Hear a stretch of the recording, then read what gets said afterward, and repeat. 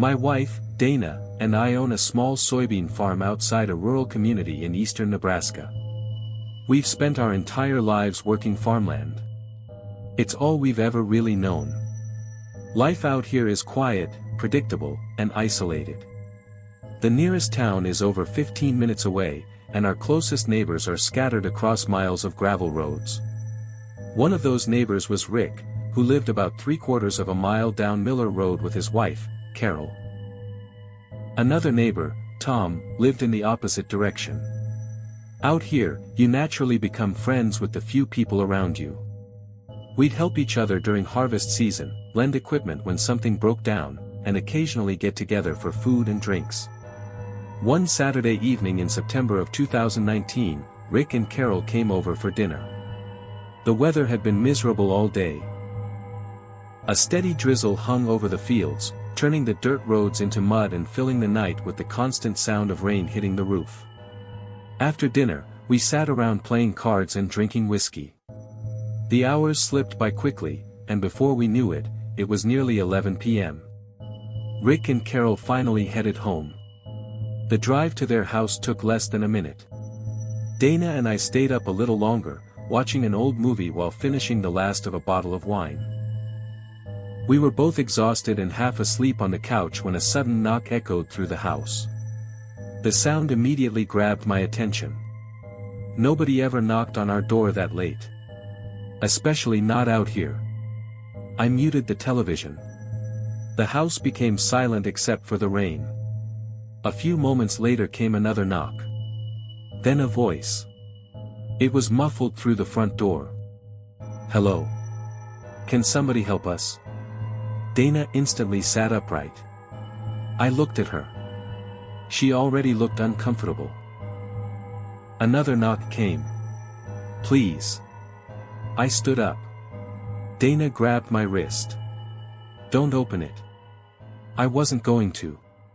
I walked to the front hallway and stopped several feet from the door. "Who is it?" I called out. There was a pause. Then a man's voice answered. "We got turned around and our truck is stuck." That made no sense. Nobody accidentally ended up on our property. You had to drive down a private gravel road that wasn't connected to any major highway. I asked, "Where's your truck?" "Back down the road." Something about his answer sounded rehearsed. Dana was standing behind me now. I asked another question.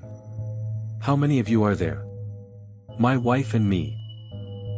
"Can I speak to your wife?" The silence that followed lasted several seconds. Then he replied. "She's not right here." I exchanged a look with Dana. The hairs on the back of my neck stood up. The man's voice sounded strange. Almost forced. Like he was trying to sound friendlier than he actually was. I suddenly wondered if this was some kind of prank. Trying to lighten the tension, I laughed and said, "Rick, is that you?" No answer. Then the voice returned. "Yeah." But this time his voice sounded deeper. Completely different. The smile immediately vanished from my face. Whoever was outside wasn't Rick. I moved into the kitchen and grabbed my phone. Dana whispered that we should call 911. I told her to wait a second. I called Rick. He answered after a few rings. "Hey." I didn't waste time. "Are you standing outside my front door?" There was a pause. "What?" "Someone's out here pretending to be you." Rick immediately became serious. "No. Carol and I are at home." I told him what was happening. His response came instantly. "I'm coming over." We hung up. Back at the front door, another knock rattled the frame. Louder this time. I raised my voice. "Leave." The man answered. "We just need to use a phone." Dana was already dialing 911. The dispatcher answered, but because of our remote location, we knew help wouldn't arrive quickly. Then we heard something that made my stomach drop. Footsteps. Not one set. Several. They were moving across the wraparound porch surrounding the house. The sound split apart. One set went toward the side of the house. Another moved toward the back. Whoever these people were, they weren't stranded travelers. They were surrounding the house. Dana heard it too. The fear in her face confirmed exactly what I was thinking. Then a loud rattling sound came from the dining room window. Someone was trying to open it. Dana shouted, "Get away from our house." The rattling stopped. A moment later it started again. This time harder. I finally ran upstairs and retrieved the shotgun I kept locked in a closet.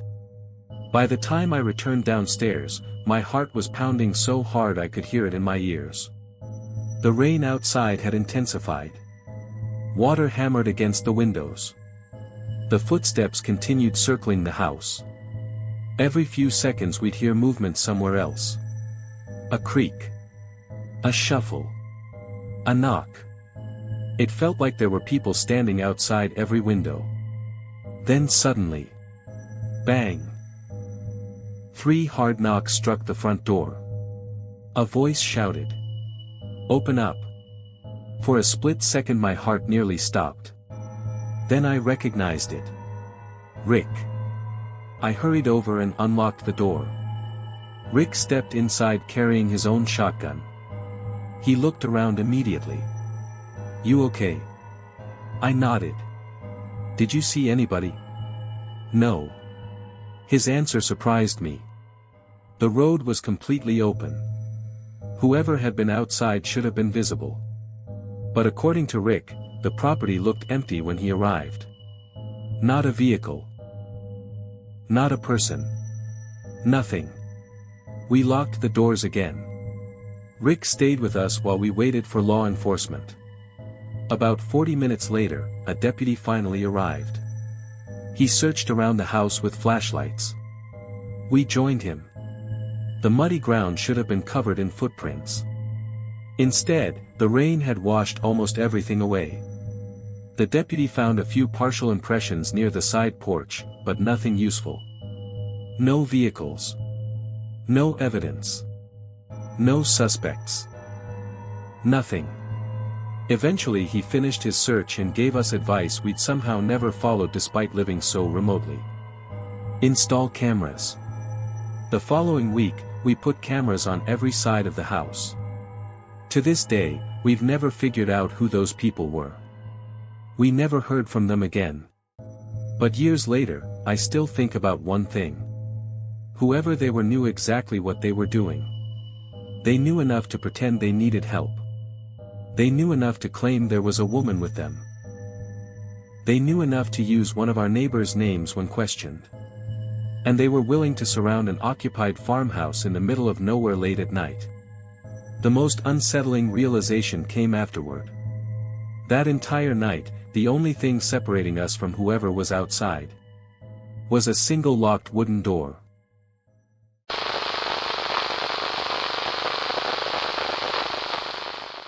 This happened during the summer of 2020 on my grandparents' ranch in western Kansas. My grandparents owned a large property surrounded by wheat fields and grazing land. They had cattle, a few horses, and enough acreage that it would take nearly half an hour to walk from one end of the property to the other. That summer, my grandparents left for a 4-day trip to visit family in Colorado. Since I was 19 and living nearby, they offered to pay me to stay at the ranch and take care of the animals while they were gone. The first 3 days were completely uneventful. The fourth night was not. I was sitting in the living room watching television around 10 o'clock when I heard something unusual outside. At first, it sounded like metal striking metal. A distant clang. Then another. I muted the television and listened. The noise came from somewhere near the livestock pens. I wasn't overly concerned. Coyotes occasionally wandered close to the property, and the animals would sometimes bump into fencing. Then every cow in the pasture suddenly started making noise. Not one or two. All of them. The sounds rolled across the property at once. I'd spent enough time around cattle to know that wasn't normal. Something had startled them. I stood up and looked out the window. The yard lights illuminated part of the property, but beyond that was nothing but darkness. For a minute, everything seemed still. Then I heard a sound that instantly made my stomach tighten. A distressed bellow. Loud. Desperate. The kind of noise an animal makes when it's terrified. I grabbed my jacket immediately. My grandfather always kept a rifle locked in a cabinet near his bedroom. I retrieved it, loaded it, and stepped outside. The warm night air felt strangely heavy. The cattle continued making noise. As I approached the nearest pen, several of them were clustered together facing the same direction. The wheat field. I swept my flashlight beam across the crops. Nothing. The stalks moved gently in the breeze. That was all. I checked every pen and feeding area. Everything appeared normal. Until I reached the far enclosure. One of the cattle was gone. The gate was still secured. The fencing wasn't damaged. But the animal wasn't there. I knew for a fact it had been there earlier that afternoon. The disappearance didn't make sense. Then I heard voices. Very faint. Coming from somewhere inside the wheat field. I froze.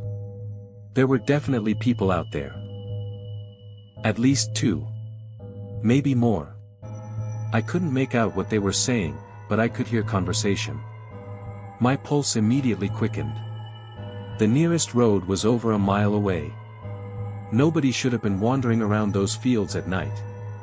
I raised the rifle and shouted. "Who's out there?" The voices stopped instantly. The entire property became silent. No cattle. No talking. Nothing. I waited. Then I heard movement. Footsteps. Several pairs. Moving through the wheat. I remember debating whether to go back inside and call the sheriff immediately. Looking back, that would have been the smarter decision. Instead, curiosity got the better of me. I stepped into the field. The wheat stood nearly chest high. My flashlight beam illuminated only narrow rows ahead. Everything beyond that was darkness. I continued walking. The deeper I went, the quieter things became. Then I heard footsteps again. This time much closer. To my left. I turned. Nothing. Then another set behind me. Then another somewhere ahead. My heart started racing. I realized I couldn't determine how many people were out there. The crops blocked my view in every direction. I suddenly felt very alone. Then I saw someone. About 20 feet away. Standing motionless between two rows. The figure wore dark clothing. Their face was hidden. I raised the rifle. "Don't come any closer." The person didn't respond. Didn't move. Didn't even flinch. I shouted again. Nothing. Then they slowly began walking toward me. Every instinct in my body screamed that something was wrong. I backed away. As the figure approached, more shapes appeared. One. Then another. Then several more. People emerged from different rows throughout the field. At least 8. Possibly more. All dressed in dark clothing. All silent. And every one of them wore identical pale masks. I felt genuine panic. The kind that makes your legs weak. The figures formed a loose circle around me. Not close enough to touch. But close enough that I couldn't easily run past them. For several seconds nobody moved. Nobody spoke. Then they began humming. A low, rhythmic sound. Not words. Not singing. Just a strange drone that echoed through the wheat. The sound was unlike anything I'd ever heard. I couldn't tell if it was some kind of ritual, prank, or something else entirely. I didn't wait to find out. I turned and ran. Branches slapped against my arms as I pushed through the rows. The humming continued behind me. I could hear movement all around. I honestly thought they were chasing me. After what felt like forever, I finally reached the edge of the field. I stumbled into an open clearing and stopped. That's when my flashlight landed on something. At first, I couldn't process what I was seeing. A large circle had been arranged on the ground. Dozens of candles surrounded it. Most had burned nearly all the way down. In the center sat the severed head of one of my grandparents' missing cattle. I nearly threw up. The smell alone was overwhelming. I backed away immediately. My hands were shaking so badly I could barely hold the flashlight. I ran all the way back to the house. Locked every door. And called 911. The dispatcher stayed on the line while deputies were sent to the property. Afterward, I called my parents. I was so shaken up that I could barely explain what had happened. The longest hour of my life followed. Every creak of the house made me jump. Every shadow outside looked like someone standing there. When I finally saw flashing lights pulling into the driveway, I felt relief unlike anything I'd ever experienced. Deputies searched the property. They located the candle circle exactly where I'd described it. They also found the cattle remains. Additional officers arrived shortly afterward. The entire area became an active investigation. Search teams combed the surrounding fields until sunrise. They never found the masked individuals. No vehicles. No campsite. No clear evidence showing where they had come from or where they had gone. The sheriff believed it was likely some kind of organized group conducting illegal rituals on private property. But beyond that, nobody had answers. My grandparents installed cameras across the ranch within the week. Motion sensors. Additional lighting. New locks. Everything. Nothing like that ever happened again. But even now, years later, I still remember the moment those figures emerged from the wheat. One by one. Silent. Watching. Waiting.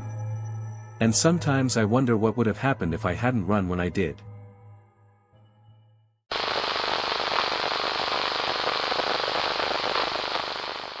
My name is Ethan, and when this happened, I was 26 years old.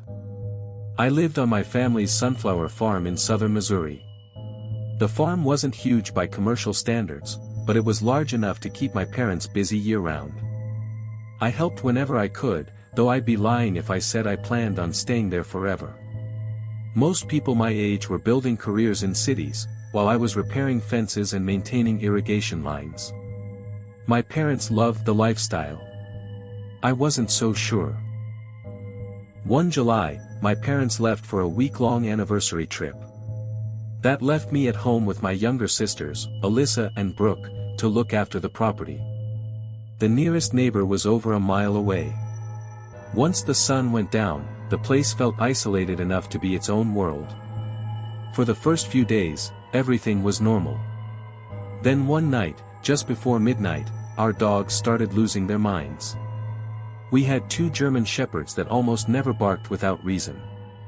When they did, we paid attention. I stepped onto the back porch and immediately heard them growling near the edge of the property. The dogs were staring toward the sunflower fields. The moonlight barely illuminated the tops of the plants, leaving most of the field swallowed by darkness. I listened carefully. At first, I heard nothing. Then came a whistle. A single sharp note. It floated across the field. My stomach tightened. It was unmistakably human. The whistle came again. Closer this time. I walked back inside and grabbed the shotgun we kept locked in a cabinet. Alyssa looked up from the couch. What happened? I think someone's out there. That immediately got both my sisters' attention. Brooke walked over to the window. You sure?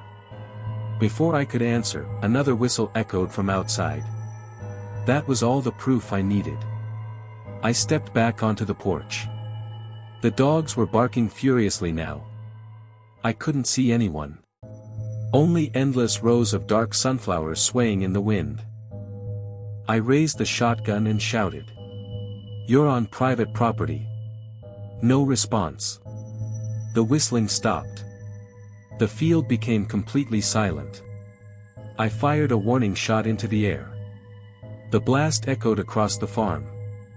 For several seconds afterward, everything was quiet. I honestly thought whoever had been out there had finally left. I went back inside. My sisters immediately started asking questions.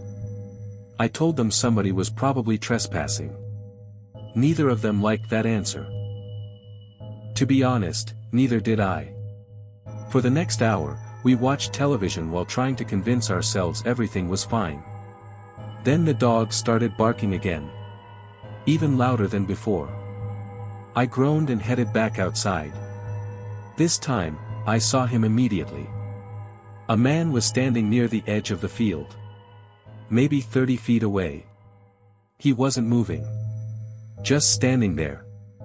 Watching the house. The sight of him made my chest tighten.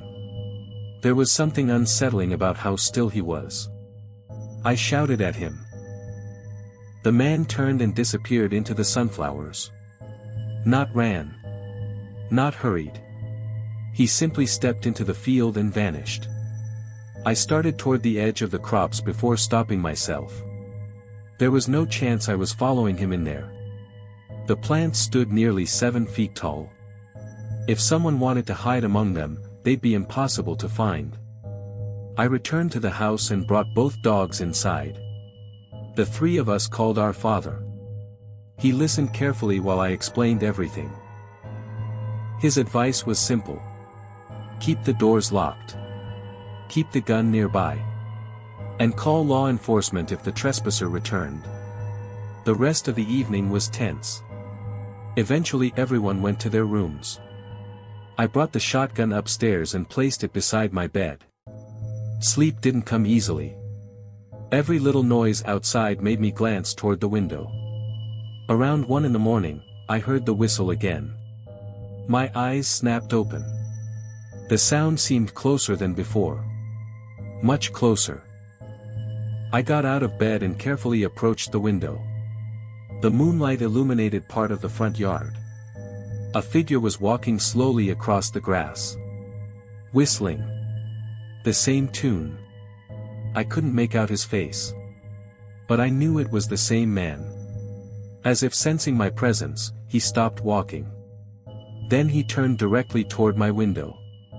The whistling never stopped. I felt chills run through my body. The distance between us was too great for him to actually see me.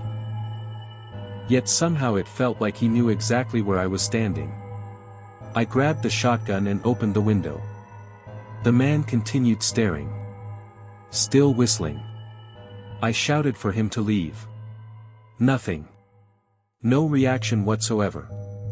The whistle continued. Slow. Calm. Deliberate. I finally fired into the ground several yards in front of him. The blast shattered the silence. The man immediately stopped. For a moment he simply stood there. Then he turned and ran. Not toward the field this time. Toward the side of the house. I lost sight of him. My heart was hammering. I rushed downstairs. Both of my sisters were already awake from the gunshot. What happened? Alyssa asked. He was back. That answer was enough to terrify them. The three of us locked ourselves in the living room and waited. Minutes passed. Then an hour. Nothing.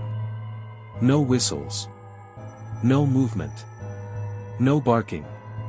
Eventually we started believing he was gone. But right before sunrise, one of the dogs began growling. A low, nervous growl. The kind that immediately tells you something isn't right. I slowly walked to the front window.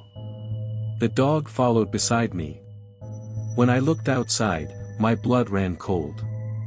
The man was standing near the driveway. Perfectly still. Facing the house. He wasn't whistling anymore. He wasn't moving. Just watching. For how long, I have no idea. I called the sheriff's office immediately. Deputies arrived roughly 20 minutes later. By then the man was gone. They searched the property. The sunflower fields. The surrounding roads. Everything. They found footprints leading into the crops but eventually lost the trail. No suspect was ever identified. No vehicle was located. No explanation was ever given. The deputies suggested it might have been someone trying to intimidate us for amusement. Maybe a local. Maybe a drifter. Maybe someone under the influence. The truth is nobody knows. My parents returned home the next day and installed security cameras throughout the property. Motion lights. Additional locks. Even alarms on several doors. Nothing similar ever happened again. But years later, one detail still bothers me. The man never asked for anything. Never spoke. Never attempted to enter the house. Never approached once he knew we were armed. Instead, he seemed content simply standing there. Watching. Whistling. Waiting. And to this day, whenever I hear someone whistle late at night, I'm immediately reminded of that figure standing motionless beside the sunflower field, staring toward our house in the darkness.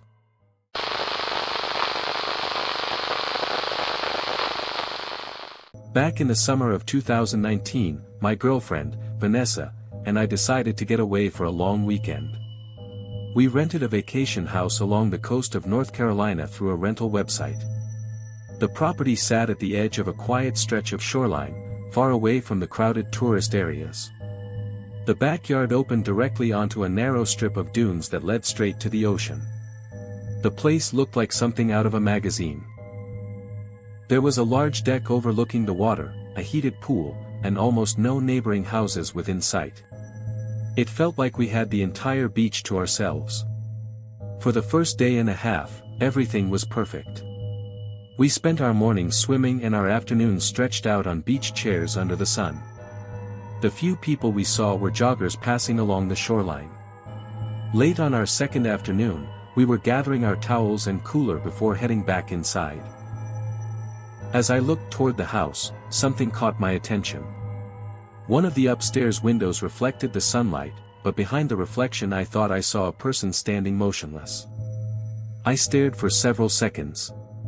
The shape didn't move. I pointed it out to Vanessa and asked if she saw it too. By the time she looked, the figure seemed to be gone. Convinced someone might have entered the house, I hurried back across the sand and went inside. I checked every room upstairs, looked under beds, opened closets, and searched every corner. Nothing. The house was empty. I eventually convinced myself it had been a trick of the sunlight after spending hours outside. That night we went into town for dinner and drinks. Since it was our final evening there, we stayed out later than we had planned. When we returned close to midnight, the house was completely dark. The lights wouldn't turn on. None of the appliances had power either. We searched around for a breaker panel but couldn't find one. Neither of us felt like calling the property owner so late, so we grabbed our phones and headed upstairs. Vanessa fell asleep quickly. I couldn't. The house felt different somehow. Maybe it was the darkness. Maybe it was the silence. I was lying awake staring at the ceiling when I heard footsteps in the hallway. At first I thought it was part of a dream. Then I heard them again. Slow. Deliberate. I sat up. A shadow passed across the crack beneath the bedroom door. Every hair on my arm stood up. Someone was walking through the hallway. I quietly climbed out of bed and moved toward the door. Before I reached it, the footsteps stopped directly outside. Then came a knock. 3 slow taps. I froze. A man's voice spoke from the other side. Maintenance. I came to check the electrical problem. The explanation made no sense. Nobody had been called. Nobody knew the power was out. I immediately locked the bedroom door. The person outside tried the handle. The knob rattled violently. Then came another knock. Harder this time. Vanessa woke up and sat upright. What was that? I whispered for her to call 911. The man outside began pushing against the door. The frame shook. He kept insisting he was there to fix the power. We stayed silent while waiting for help. After several long seconds, everything became quiet. No footsteps. No voice. Nothing. The police arrived about 15 minutes later. They searched the house and property but found no one. One officer discovered that the electrical panel had been manually switched off from outside near a storage shed behind the house. The following morning, we packed our things and left immediately. Later that day I finally reached the property owner. He told me he had been out of state for nearly a month and had never sent anyone to the house. To this day, I still wonder who was walking through that hallway in complete darkness.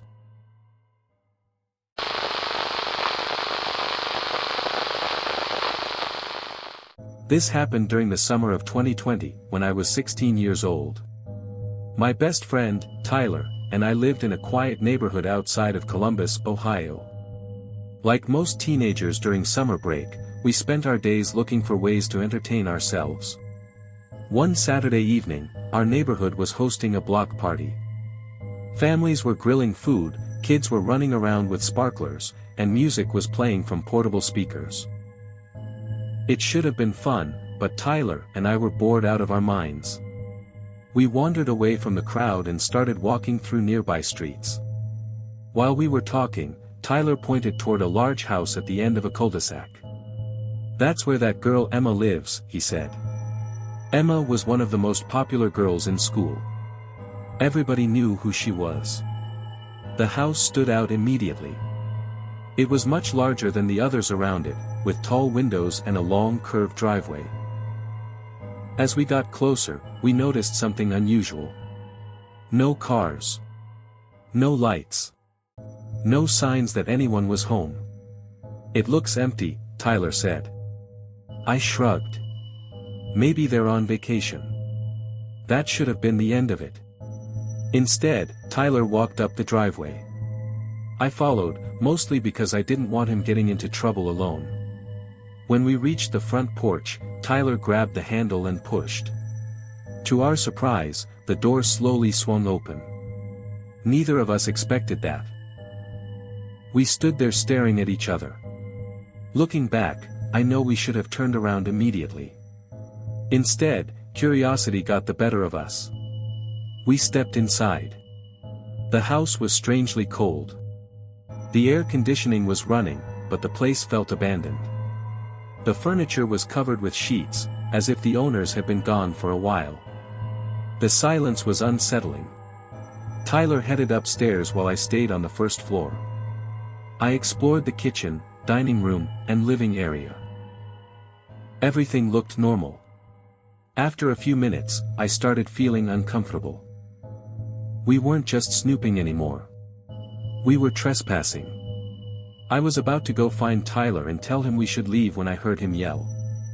Not a playful yell. A terrified one. I sprinted upstairs. Tyler was standing in the hallway, pale as a ghost. "What happened?" I asked. He grabbed my arm and pulled me into a nearby bathroom. Then he locked the door behind us. "What are you doing?" I whispered. He looked genuinely shaken. There was someone in one of the bedrooms. My stomach dropped. "What do you mean?" I opened a closet door and saw a man standing inside.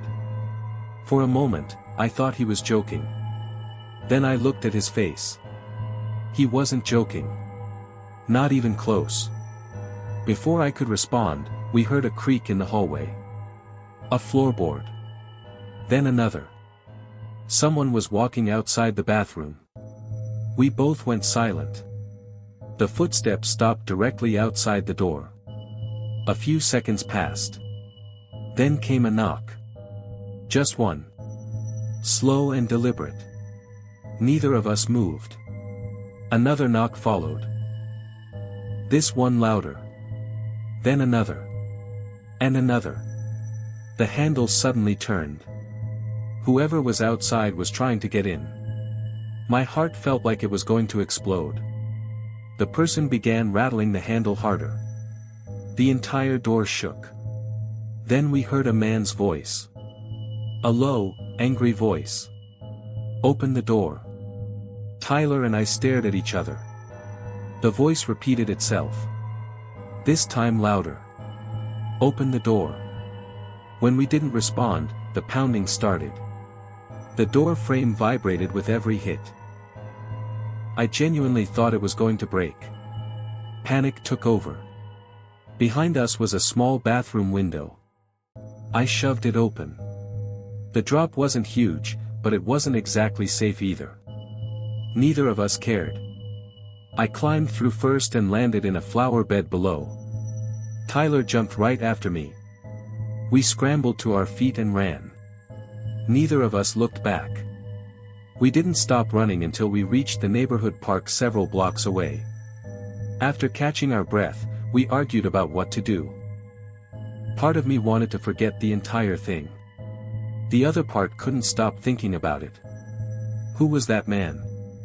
Why was he inside the house? A few days later, Emma's family returned home. Eventually, I worked up the courage to tell her father what had happened. I expected him to be furious. Instead, his expression changed immediately. He asked me to repeat everything. When I finished, he became very quiet. Then he told me something that still bothers me. Nobody had permission to be in the house while they were away. No relatives. No house sitters. No maintenance workers. No one. The police were contacted, but they never found out who had been inside. To this day, Tyler and I still talk about that night. We know what we saw. And if we had stayed in that bathroom just a little longer, I honestly don't want to know what would have happened when that door finally gave way.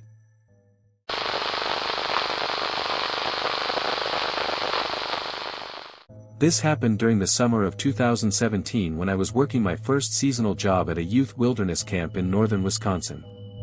I was 18 years old and eager to spend a month away from home. The camp sat deep in the woods beside a large lake, miles from the nearest town. There were several buildings scattered throughout the property, including cabins for campers, counselor housing, a dining hall, an activities lodge, and a small administration office. For the most part, the job was great. I made friends quickly, especially another counselor named Ryan. He was a few years older than me and had worked at the camp before. He knew everyone and made the long days a lot more enjoyable. One Friday night after the campers had gone to their cabins, Ryan and I met up with two other counselors near an old hiking trail behind the campgrounds. We were sitting on fallen logs talking and joking around when something interrupted us. At first it was just a faint crunch coming from deeper in the trees. We all stopped talking. The woods became completely silent. A few seconds later, there was a bright flash. For an instant, the entire area lit up. Then darkness returned. Everyone looked around, confused. The flash had been too bright to be a phone screen. One of the counselors immediately suggested it might have been a camera. That possibility made all of us nervous. Camp rules were strict, and none of us wanted trouble. After a few minutes, we headed back toward the main campgrounds. The others eventually went to their cabins, but I couldn't shake the feeling that somebody had been watching us. The more I thought about it, the more paranoid I became. Around midnight, I decided to walk to the administration building and see if any supervisors were still working. I figured I could casually find out whether anyone had been patrolling that area. Using my staff key, I entered through a side door. The building was completely dark. No lights. No voices. Nobody inside. I was about to leave when I heard the entrance door close behind me. The sound echoed through the empty hallway. I froze. I hadn't heard anyone come in. Slowly, I stepped behind a corner and listened. Nothing. No footsteps. No movement. Just silence. Then I noticed something that made my stomach drop. At the far end of the hallway, a face was peeking around a doorway. Just a face. Nothing else. Someone was watching me. The second I realized it, the face disappeared. I didn't wait around. I turned and sprinted for the nearest exit. The entire way back to the counselor cabin, I felt like someone was following me through the darkness. When I burst inside, a few counselors were still awake. Ryan was one of them. I told him what I had seen. He listened, but I could tell he wasn't entirely convinced. He thought maybe I had startled myself. Honestly, I started questioning it too. Maybe I was imagining things. Maybe the flash in the woods had put me on edge. Eventually everyone went to bed. I lay awake staring at the ceiling for hours. The counselor cabins had large windows facing the forest. Most nights moonlight would shine through them. That night, however, the sky was covered with clouds. The room was pitch black. At some point, I finally started drifting off. Then a bright flash exploded outside my window. I sat straight up. For a split second, the room was illuminated. I looked toward the glass. A silhouette stood only a few feet away. Someone was outside staring directly into my room. I couldn't make out any features. Just the outline of a person. Then I saw an arm slowly raise. The figure began waving. I nearly jumped out of bed. I rushed into the hallway and pounded on Ryan's door. When he opened it, I could barely get the words out. I told him somebody was outside my window. The two of us immediately went outside to check. There was nobody there. We searched around the cabin with flashlights. Nothing. No footprints. No signs that anyone had been nearby. Ryan eventually convinced me to sleep on the floor in his room for the night. I didn't argue. The next morning, I reported everything to one of the camp supervisors. She listened carefully but didn't know what to make of it. Without evidence, there wasn't much anyone could do. The remaining weeks passed without another incident. Gradually, I started believing maybe the whole thing had been my imagination. Then came the final morning of camp. The campers had already gone home. Counselors were packing their belongings and preparing to leave. When I stepped outside my cabin, I immediately noticed something attached to the window. 4 photographs. My heart nearly stopped. The first picture showed me sitting on the log in the woods the night of the flash. The second showed me entering the administration building alone. The third showed me standing outside Ryan's room after seeing the figure at my window. And the fourth was a close-up picture of my car parked in the staff lot. Whoever took them had been following me the entire time. I brought the photographs straight to the camp director. I explained everything from the beginning. The photos were collected and reported, but as far as I know, nobody ever discovered who took them. That was nearly a decade ago. Nothing ever came from it. No letters. No phone calls. No further sightings. But every now and then, I think about those photographs. Especially the one of my car. Because it felt less like a picture. And more like a warning.